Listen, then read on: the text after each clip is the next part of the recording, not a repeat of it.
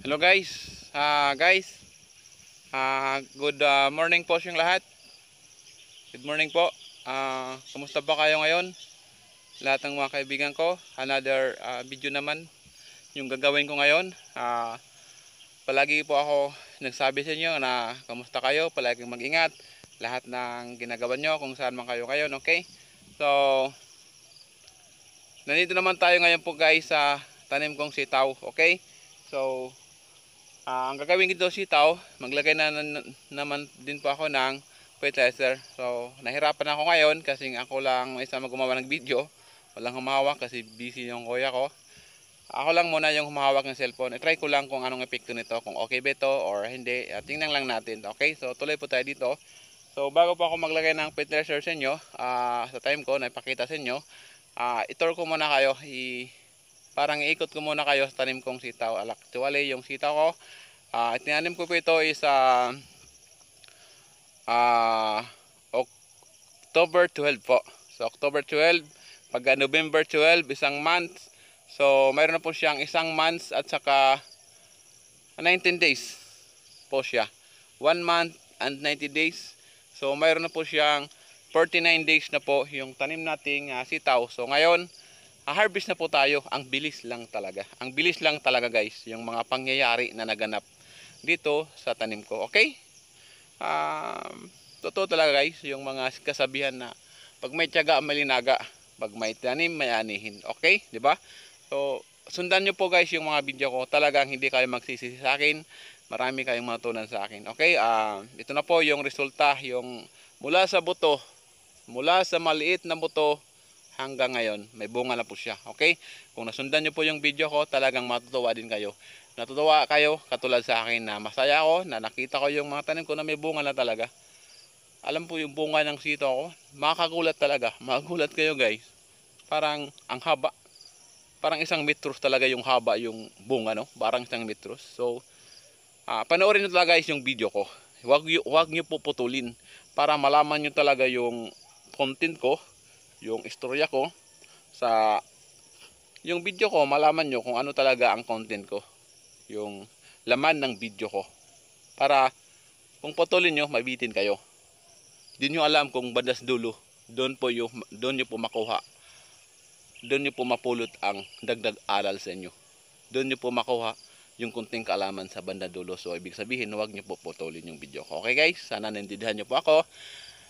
And thank you talaga sa lahat sa patuloy nyong pagsuporta sa aking YouTube channel, sa patuloy nyong panood sa YouTube channel ko, sa pag-like and share sa mga lahat talaga ng mga solid supporters ko. Solid po na mga nanood ng video ko. Taos puso po akong nagpapasalamat sa inyong lahat. Okay? Walang sawa ang pagpasalamat ko sa inyo, dahil sa inyo naging matatag ang loob ko para gumawa ng video na ipapakita sa inyo. Dati mahihain talaga ako. Nahiya ako umarap sa camera. Pero ngayon, okay na ako. Panatag ng loob ko. Parang kausap lang kita. Parang kaibigan lang kita. Kinakausap kita. Parang matagal lang kitang magkaibigan. Katulad ng mga kasamahan ko sa trabaho, hindi kami nagkakahiyaan, nagbibiruan kami, walang hiyaan. Kasi close na talaga. So, katulad ngayon, yung sinasabi ko sa inyo, yung pagharap ko sa camera, ng cellphone ko, parang isang kaibigan lang, no? Nakakausapin mo ng face to face. Biruan kayo, kung anong mga topic nyo, anong mga istorya nyo sa buhay, yung kwento sa buhay, di ba? Parang ganun lang ako ngayon, okay? So, iikot ko na ka ngayon, baka mabutan tayo ng malakas na ulan dahil madilim po yung panahon natin ngayon. Ikot ko muna kayo sa maliit kong tanim na sitaw. Itong aking sitaw, maliit lang naman to, more or less mga 500 puno lang to, okay? Maliit lang naman, puro yung bunga talaga, magugulat kayo. Parang 1 meter. Di joke lang. Pero pag makita nyo po, talagang matutuwa po kayo. Ito po yung aking sitawan dito. So kung mayroon diyang gustong bumili, PM lang kayo sa akin.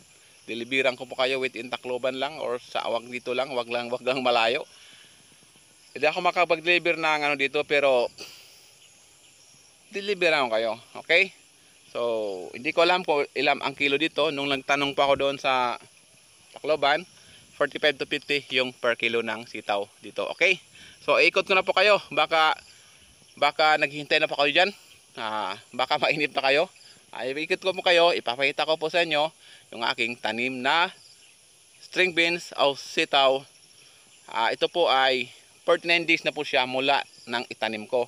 Yung kahapon, yung bardilo ko, yung bayaw ko, siya po ay nag-harvest na po siya kahapon. Naka-harvest daw siya kahapon. First harvest niya kahapon. Yung unang harvest talaga, nag-harvest siya kahapon. Hindi ko na-videoan dahil duty ako. 10 kilos po yung harvest niya kahapon. Unang harvest. Pero ngayon, ikot natin. Pakita ko na po sa inyo. Okay? Ito na po guys. Panoorin nyo po ako. Sundan nyo po ako. Okay guys? Ito na po guys, oh. Guys, ito na po. Tingnan nyo po yung mga bunga ng aking sitaw. Ito na po yung aking sitaw, oh. Ito na po yung sitaw ko. Dahan-dahanin natin. Dahan-dahan. Kapag video, dahan-dahanin parang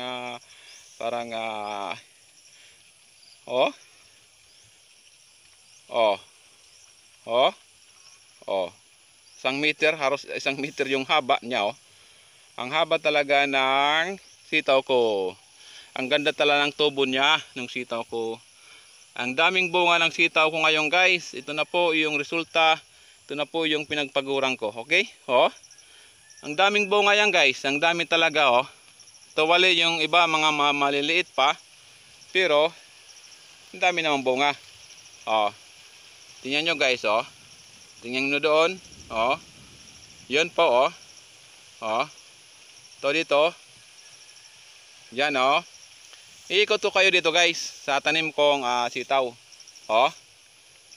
Nako guys, ang sarap pakiramdam talaga. Lahat ng mga kaibigan ko makilala sa akin, kumusta po kayo ngayon?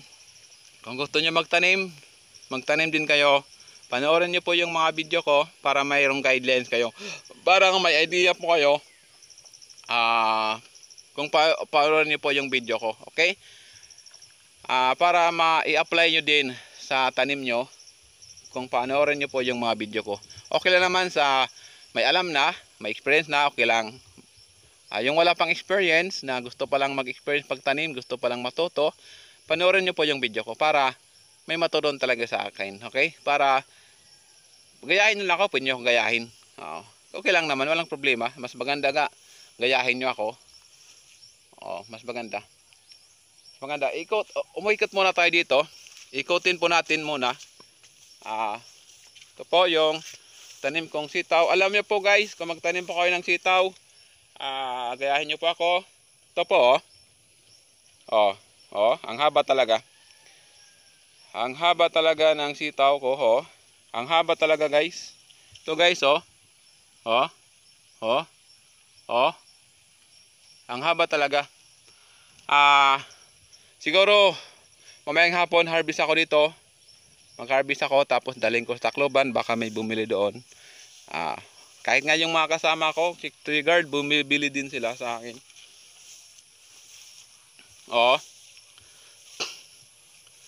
Ito po yung hanggang dito po, hanggang dito. Yung tanim ko hanggang dito. Ito po, parang umikot lang tayo dito. Pero yung iba guys, maliit pa yung bunga, yung iba maliit pa, Maliit pa yung bunga yung iba. Pero lumalaki din 'yan. Maganda talaga guys sa pakiramdam. Ito na, mahaba talaga yung bunga, mahaba. Ang ganda ng sitaw ko, Ito yung sitaw ko. Timing talaga guys. Yung pagtanim ko, parang blessing talaga ni Lord sa akin. Pasalamat ako sa mahal nating Panginoon dahil yung pagtatanim ko dito, parang ginagabayan niya po ako dahil maganda po yung tubo yung aking pananim ngayon dahil sa panahon ngayon, umuulan, umaaraw dito sa lugar namin. Okay? Hindi ko na guys isa-isahin guys, importante, nalaman nyo po mga kaibigan ko dyan, mga ka-farmers, lahat, nakita nyo naman po, okay?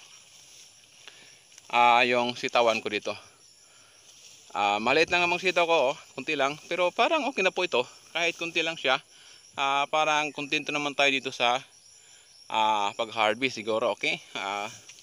Nakakatuwa talaga guys, pag ganito. Yung pagod natin dito, parang sasabihin ko na lang na parang ma parang nawawala yung pagod natin pag nakita po natin yung tanim natin na nagkakaroon na po ng bunga, no? Ito guys, oh. Ito guys, oh. Ang haba talaga guys, naman ko. Oh. Oh guys, oh. Oh, ang daming bunga. Ang daming bunga talaga, oh. Ito po guys, oh. Yun, oh. Ano? Yun, oh. Siguro sa 1 kilo, hindi ko alam kung ilang piraso. Ito guys, tingnan nyo po. Oo, tingnan nyo po. Oo. Oo. Ito guys, oh. Tingnan nyo. Oo. Nakakatawa guys, ano? Oo. Ito. Oo. Ang sarap talaga ng gulay na sitaw. Paborito ko itong sitaw. Masarap talaga ito adobuhin guys. Yung sitaw, masarap talaga adobuhin, oh. Nasa loob talaga yung bunga. Oh. Ito guys. Ito guys, oh. Tingnan nyo po, oh. Oh, nasa loob talaga yung bunga. Sa ilalim yung bunga niya, oh. Oh. Ang daming bunga guys ng sitaw ko. Thank you Lord. Thank you Lord sa biyaya, no, na binigay mo sa amin dito. Lalo na po dito sa tanim ko. Ito guys, oh. Oh. Ang haba. Ang haba po. Parang sabi ko sa inyo 1 meter. 1 meter ba to? Oh. Okay, oh.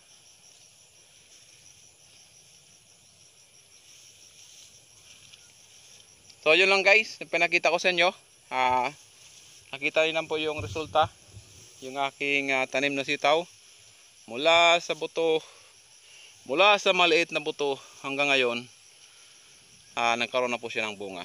Okay? So habang nag-harvest tayo guys, patuloy din tayo na maglalagay ng fertilizer. Patuloy tayo kasi kung hindi tayo maglalagay ng fertilizer guys, huminto yung pagbunga niya. Huminto talaga. Yun ang sinasabi ko sa inyo. Katulad lang yan guys ng isang baboy. 'Di ba? Yung baboy, yung inahin, yung baboy. Kapag may mga biik yung baboy natin, kailangan natin bigyan ng maraming pagkain yung inahin kasi madaming biik na dumididi, 'di ba? Pag hindi natin bigyan ng pagkain, payat yung mga biik kasi walang kinakain yung inahin, yung nanay ng biik, 'di ba? So, habang sila dumididi, patuloy pa rin na magbigay ng pagkain, masustansyang pagkain doon sa inahin, doon sa nanay ng mga biik. Parang ganun lang, napapansin ko lang yan. Ganun din sa akin, habang ako nag-harvest dito, habang ako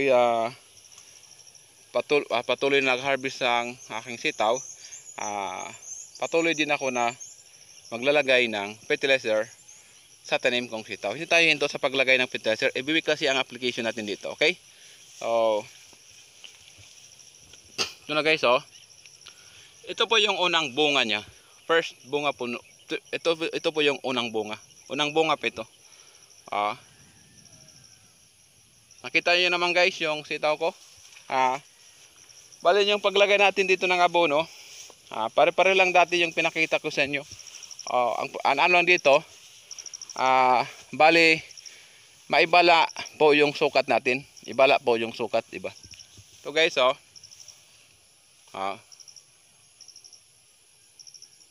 Hirap ako dito guys, kasi ako lang dito mag-video, ako lang mag-isa. Ako lang humawak ng cellphone.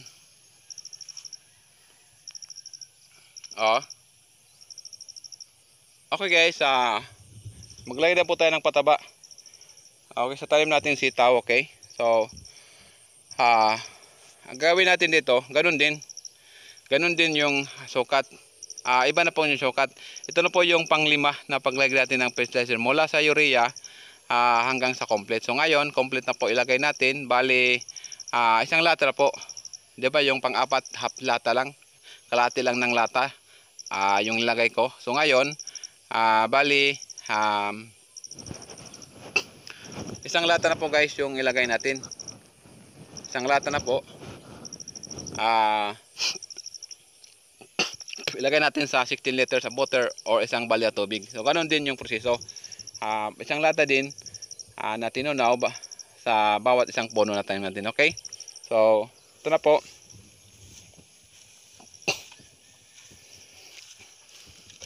Ito na po guys. Ito na po guys. Nilagyan ko na po ito ng urea. Nilagyan ko pa ito ng complete. Isang lata na complete. Isang lata dito. Isang lata nito na complete. Tapos nilagay ko dito. Ito na po siya. Bali ito na po siya. Kasi nilagyan ko na ito kanina. So, tandaan nyo guys isang lata lang na complete. Ilagay natin. Isang balya tubig din. Ay halo natin. Tunawin natin. Ganon din yung proseso yung pinakita ko sa inyo. Ito nahalo naman siya. Hinalo ko ng kamay ko. So yung paglagay natin dito sa tanim natin, isang lata lang din bawat puno. Isang lata lang din guys bawat puno yung ilagay natin. Okay? Galawin muna natin guys yung lupa. Para dali ma-absorb po yung abono. Ito na po yung puno niya. Ito yung puno niya. Ito yung main niya. Yung main niya. Actually guys, hindi tayo dito mag-pruning, no? Walang pruning dito yung ampalaya. Hindi tayo magpa-pruning dito. Yung sabing pruning, hindi tayo magputol ng mga sanga ng ampalaya o ng sitaw. Hindi tayo pwedeng pruning dito kasi yung sitaw mula sa puno guys. Mula dito, mula sa puno guys, mula sa puno, sa puno talaga ito is may bunga talaga. So, hindi pa tayo pwede cutting ng mga sanga niya or yung lateral branch niya, hindi pwede. Walang pruning, non-pruning po sa sitaw or string beans. Okay, hindi katulad ng ampalaya na kailangan talaga ng pruning kasi yung ampalaya, yung bunga talaga, doon to talaga sa taas. Doon sa taas yung bunga niya. Pag gumakabang sa taas, doon po yung bunga yung ampalaya. So, kailangan natin putulin sila kasi yung silalim na mga lateral branch ng ampalaya, parang hindi magkaroon ng bunga. So, sayang lang yung ilagay natin na medisina, hindi yung fertilizer kasi may kaagaw. So, instead na diretso na doon sa taas, dumadaan pa sa mga sanga-sanga, no? Diba? So, para diretso yung pataba sa taas ng ampalaya, talagang putol natin yung lateral branch. Para walang kaagaw yung ano. Okay, so pinakita ko na po sa inyo kung paano pruning. Panoorin lang po yung video ko kung paano pruning ng ampalaya. Doon po makita nyo po step by step po yun. Lagay ng fertilizer po natin. Okay, so ito isang lata lang din guys. Isang lata. Kinuha ko dito. Ito. Isang lata bawat isang puno. Ganon din yung proseso. Okay, so ito yung guys. Ito guys mula sa puno talaga, mula sa puno hanggang pataas talaga yung bunga ng string beans natin. Okay? Ito na po. Mas maganda guys, malinis po yung time natin. Kaya lang, hindi namin nilisan dahil busy kami. So, ito talagang resulta kapag walang plastic mold guys. So guys, next time, bili kayo ng plastic mold. May kamahal nito. Pwede kung may kapital kayo, kung magtanim kayo, bili kayo ng plastic molds. Panoorin niyo po yung video ko kung paano maglagay ng plastic molds. Paano butot sa plastic molds, paano gumawa ng plat. Panoorin po yung video ko. Mayroon po doon. Para maganda po yung time natin kung wala plastic molds. Kulang sa trabaho, hindi matrabaho pag malagyan ng plastic molds, hindi tayo magpupunot ng damo, malinis talaga. Okay? So, pero yung pera yon, mababawi naman natin yan, lalo na pag maka-harvest tayo. Okay? So dito, hinadya ko lang na hindi natin lagyan ng plastic mold kasi kulang talaga yung budget ko. Hindi ako bumili ng plastic molds. Okay? So, may plastic mold ako, may natira pa ako doon. Bumili kasi ako dati. Pero ngayon, hindi ko lagay dito. Maglagay ako ng plastic mold kung magtanim ako ng bell pepper, yung sweet pepper, bell pepper, or yung siling haba, yun. Basta ganun, okay? Ito po pala nga pangalawa nga puno. Isa din, lata yung ilagay natin dito. Ito yung puno, ito yung puno niya. Ito po, yung puno niya, dito. Tingnan niyo po. Yun lang yung paglagay. Panglima na po ito, panglima. So yung sukat natin, isang lata na complete or triple 14-14, ihalo natin po sa isang balde tubig or 16 liters of water. Okay? Pasensya na ko guys. Ako lang nag-video dito kasi busy po yung brother-in-law ko. Okay? So sana naintindihan nyo naman po ako guys. Okay? Lahat ng mga kaibigan ko, mga kilala ko, palagi po kayong mag-ingat.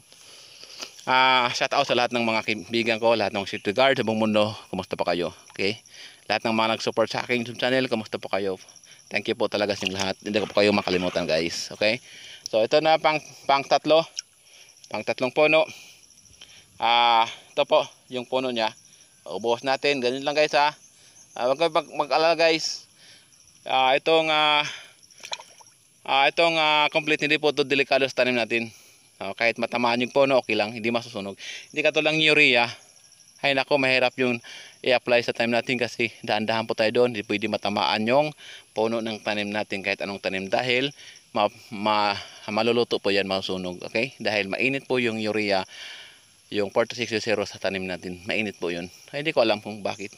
Basta ilang bisis nangyayari sa akin. Kahit malaki na po yung ampalaya ko dati, nabuhusan ko yung puno niya, namatay talaga after 5 days or ilang days lang. Okay? So ito na po yung pang-apat guys. Pang-apat to. Ito yung puno niya. Ito po guys, yung puno niya guys. Tika muna. Ito. Ito yung puno niya guys. Ito. Ito po yung puno niya. Medyo malaki na pong puno niya. Isang lata lang din. Bawat puno isang lata. Yun lang guys yung paglagay ng fertilizer. Okay? Yun lang guys yung pinakita ko sa inyo kung paano tayo maglagay ng fertilizer. Ganon din yung proseso. Kaya lang, pare-pareho lang proseso natin dito. Okay guys. Okay guys, yun lang po yung pinakita ko po sa inyo kung paano po ako maglagay ng fertilizer sa tanim kong sitaw. So actually, papares lang naman talaga yung paglagay ng fertilizer. Papares lang naman talaga yung paglagay ng fertilizer. Papares lang yung proseso niya. Papares lang yung proseso niya. Papares lang talaga. So ang pagkakaiba lang dito guys, yung abono. Kasi yung sa abono po, bali nagdadagdag po tayo, every week po tayo nagdadagdag dito. So kaya, yun po ang pinakita sa inyo. Yun po ang importante, yung sukat po. Yung abono na ilagay natin. Yun po ang importante na makita nyo po. Okay? Balagtarin po yung kalo guys. Itong kalo ko guys, may may rubber band dito yung kalo ko. Kasi naputol. Ilagyan ko lang ng rubber band para hindi matanggal yung kalo ko. Ang hirap guys, talagang buhay ng mahirap guys. Hindi tayo nakakabili ng kailangan natin bilhin.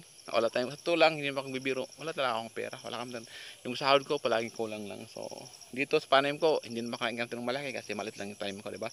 So actually, sabi nga nila, in a long run, in a long way. So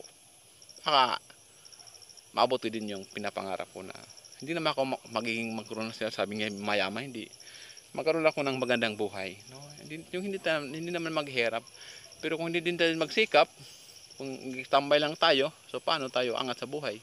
So kailangan tayo dito, tiyaga po tayo. Kailangan po tayong sinasabing, katulad kay Sir Manny Pacquiao, shout out kay Sir Manny Pacquiao, kay Senador Sir Manny Pacquiao, shout out. Katulad po sa buhay ni Senador Manny Pacquiao, yung buhay niya, pinagpawisan talaga yung pag-asinso niya.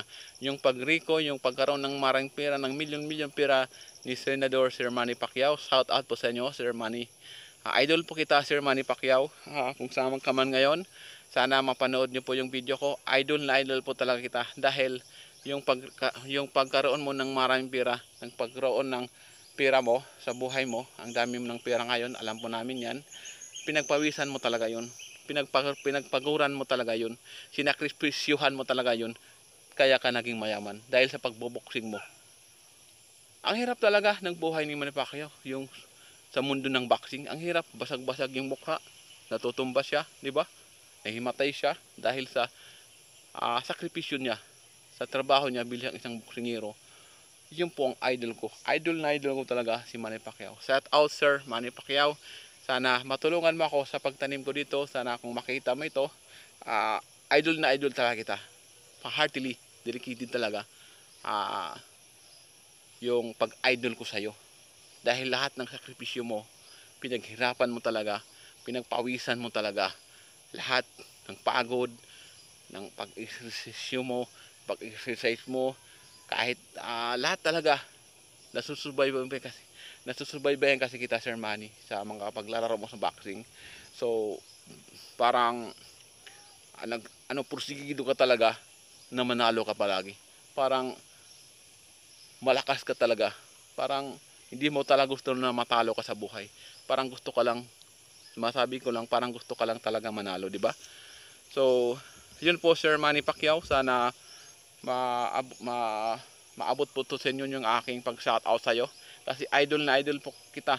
Kasi sa aking pagtanim dito, wala talaga akong pera. Sabi ko nga,